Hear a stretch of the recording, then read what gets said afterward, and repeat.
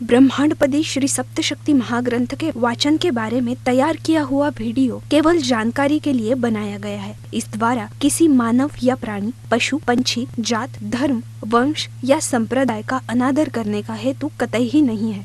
इसमें बताई गई सारी जानकारी श्रीनाथ मस्कोबा नाथ महाराज जी ने बताई हुई सत्य जानकारी पर आधारित है। ये वीडियो नाथ भक्तों के लिए है, इसलिए इस वीडियो में दी गई जानकारी से दर्शक सहमत हो ऐसा हमारा आग्रह नहीं है। इसलिए इस बारे में किसी भी शंका का समाधान करने का सवाल ही नहीं पैदा होता है। धन्यवाद। अपने पसंदीदा YouTube चैनल हिंदू धर्म ब्रह्मांडपदी श्री को सब्सक्राइब करें, वीडियो को लाइक और शेयर करें और हमारे नए नए वीडियो की सूचनाएं प्राप्त करने के लिए बेल आइकन का बटन दबाना न भूलें। सप्रेम मस्कोबा नाथा, जय जय श्री राजा भाऊ नाथा।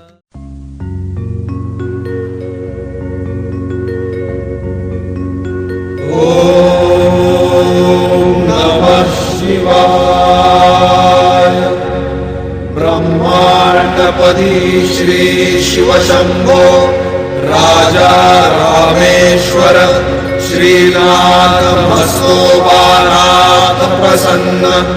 ब्रह्मांडपदी श्री शिवशंभो राजा रामेश्वर महाराज उर्फ राजा भाऊनाथ प्रसन्न। ओम नमः शिवाय। जय देव जय देव जय काल भैरव, जय देव जय काल भैरव। भद्र केदारनाथाला उत्पन्न झाले, काळ भैरवनाथ नामे प्रसिद्ध झाले। जय देव जय काल भैरव, जय देव जय काल भैरव। ओम भूर्भुर्गव आदिशक्ति ब्रह्मांडच्च दिव्यशक्ति प्राप्त्यर्थ्यच्च परमेश्वराय नमेन। गायत्रीयं कालभैरव दिव्यशक्ति नमो शिवाय।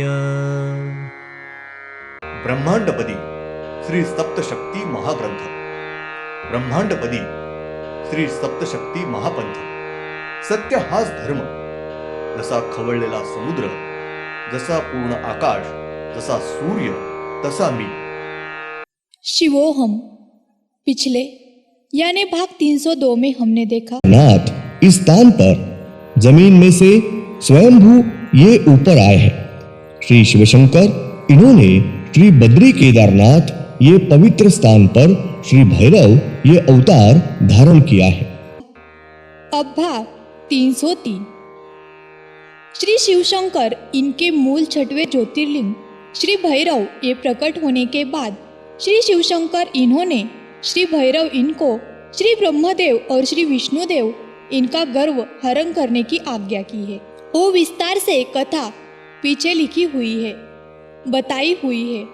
श्री भैरव ये श्री ब्रह्मदेव और श्री विष्णुदेव इनको हुआ गर्व हरण करने के लिए यानी इस ब्रह्मांड के निर्मिति की खोज करने के लिए बताने के बाद वो दोनों भी जन ब्रह्मांड निर्मिति का ब्रह्मांड के अंत की खोज करने के लिए जाने के बाद श्री भैरव यानी श्री शिवशंकर इन्होंने जिस पवित्र स्थान यानी श्री बद्री केदारनाथ इसी स्थान पर श्री भैरव श्री अष्टभैरव यानी बाकी के 11 अष्टभैरव की निर्मिति की है। श्री शिवशंकर इन्होंने श्री बद्री केदारनाथ यहाँ जिस स्थान पर श्री भैरव निर्माण किए हैं उसी स्थान पर मूल छठवें ज्योतिर्लिंग श्री भैरव ये उसी स्थान पर आकर कुछ समय ध्यानस्थ बैठे हैं। श्री भैरव ये श्री बद्री केदारनाथ यहाँ के पवित्र स्थान पर जगह आए और नीचे जमीन पर पूरब दिशा के तरफ अपना मुख करके बैठक लगाकर अपनी आंखें ये मिटाकर वो थोड़ी देर उस स्थान पर ध्यानस्थ बैठे हैं। उनकी ध्यानस्थ अवस्था पूर्ण होने के बाद तुरंत इन्होंने वहां तपस्या की है।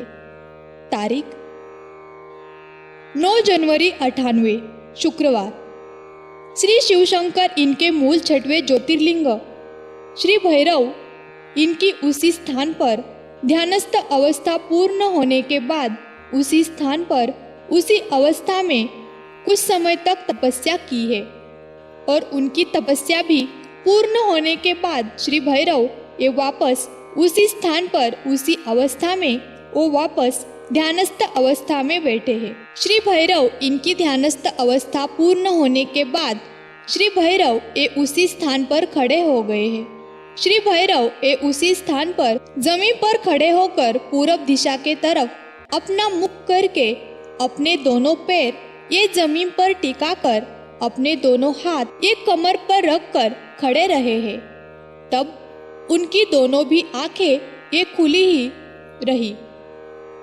श्री क्षेत्र पंढरपुर यहाँ पर श्री विठ्ठल जिस अवस्था में खड़े रहे हैं उसी अवस्था में श्री भैरव ये खड़े रहे थे।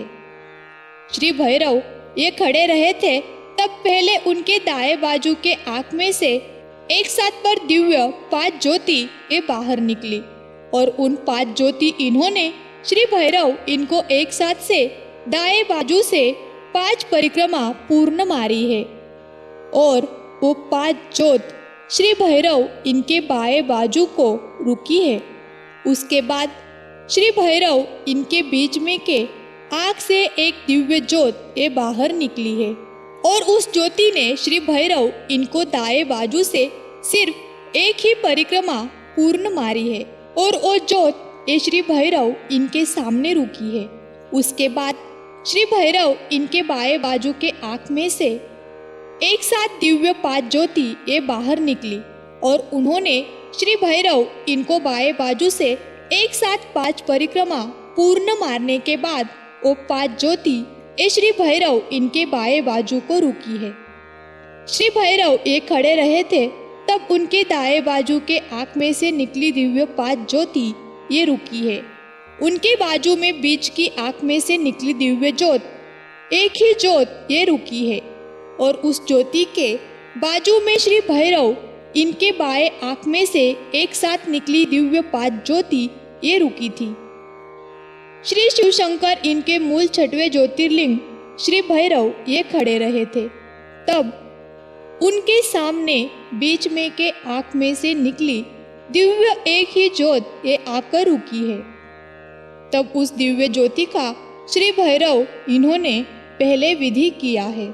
उसके बाद श्री भैरव इनके सामने दाएं बाजू को दिव्य 5 ज्योति ये आकर रुकी है। तब उस दिव्य 5 ही ज्योति इनके श्री भैरव इन्होंने एक ही समय पर एक साथ विधि किया है और उसके बाद श्री भैरव इनके सामने जिनके बाएं बाजू को रुकी हुई दिव्य 5 ज्योति ये आकर रुकी थी। तब वो 5 ही ज्योत इनका श्री भैरव इन्होंने एक ही समय पर एक साथ विधि किया है। श्री अष्टभैरव इनका हुआ विधि ये श्री सद्गुरु होने का विधि ये नहीं हुआ है और ये विधि यानी श्री अष्टभैरव इनकी एक एक दिव्य ज्योत ये नवग्रह के एक एक ग्रह पर एक एक दिव्य ज्योत ये जाने के लिए ऐसा विधि हुआ है। तब श्री अष्टभैरव इन्होंने कौन सा भी रूप नहीं लिया है तो हर एक दिव्य ज्योत ये नवग्रह के एक एक ग्रह पर गई है। तारीख 10 जनवरी 98 शनिवार। श्री शिवशंकर इनके मूल 6वें ज्योतिर्लिंग श्री भैरव इनके सामने उनके बीच में की आँख में से दिव्य ज्योत ये थी।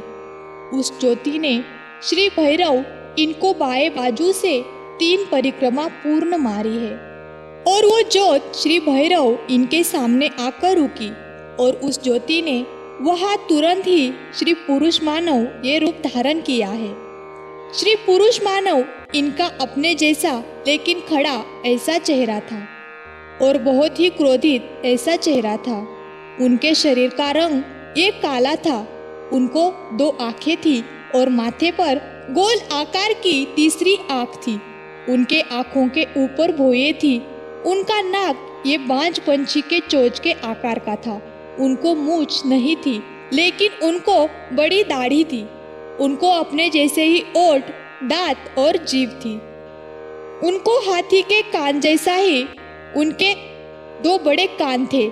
उनके माथे के ऊपर बालों की बड़ी जटाएं थी।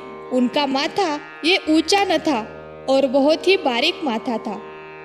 उनके छाती के ऊपर अपने जैसे ही पुरुष के 2 बाह थे। उनके पेट पर अपने जैसे ही लेकिन कुल 5 नाभियां थी। उन्होंने कुल 5 अवतार लिए हैं। इस वजह से ही उनके पेट पर कुल 5 नाभियां थी। उनको अपने जैसे ही 2 हाथ और 2 पैर है। दोनों हाथों के तलवों को और पैरों के तलवों को अपने जैसे ही लेकिन 6-6 उंगलियां हैं। उनके हाथों को और पैरों को उंगलियों के नाखून ये तलवार जैसे बड़े नहीं हैं। उनको पीठ पीछे पूंछ नहीं है, लेकिन उनको उड़ने के लिए बांझ पंछी के जैसी 2 बड़े पंख हैं।